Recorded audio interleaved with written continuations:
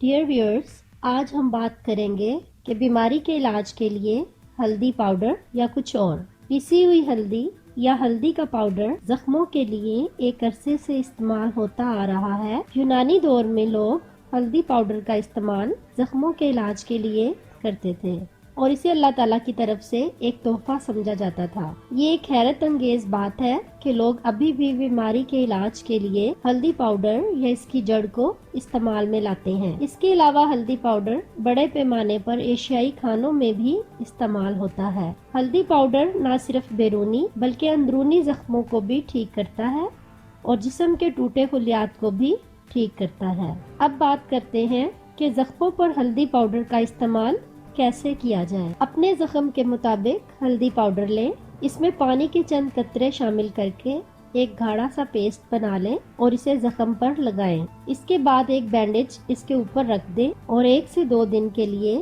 اپنے زخم کو ایسے ہی چھوڑ دیں۔ بہت نمایاں فرق بہت جلدی واضح ہوگا۔ سوزش کے لیے ہلدی پاؤڈر کا استعمال۔ ایسے زخم جو اوپر سے بظاہر ٹھیک ہوتے ہیں لیکن ہاتھ لگانے سے اندر سے تکلیف دے رہے ہوں تو اس کا مطلب اندر سوزش ہے۔ اس میں پریشان ہونے والی کوئی بات نہیں ہے۔ اس کے لیے مرہم بنانے کے لیے تھوڑا سا ہلدی پاؤڈر لیں، اس میں 1 چٹکی نمک اور سرسوں کے تیل کے چند قطرے شامل کریں، پھر اسے متاثرہ حصے پر لگائیں، پھر مضبوطی سے کسی کپڑے یا پٹی سے اسے باندھ دیں۔ تھوڑی دیر میں درد بالکل ختم ہو جائے گا۔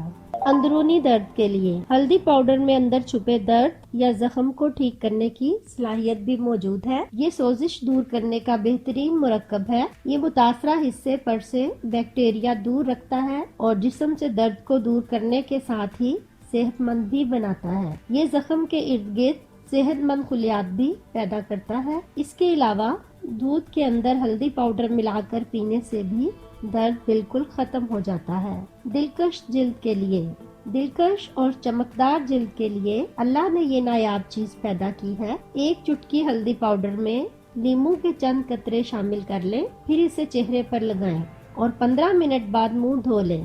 چہرہ گلاب کی طرح کھل جائے گا۔ ڈیئر ویورز، ہماری اس کاوش کو سراہنے کے لیے ہمارے چینل کو ضرور سبسکرائب کیجیے۔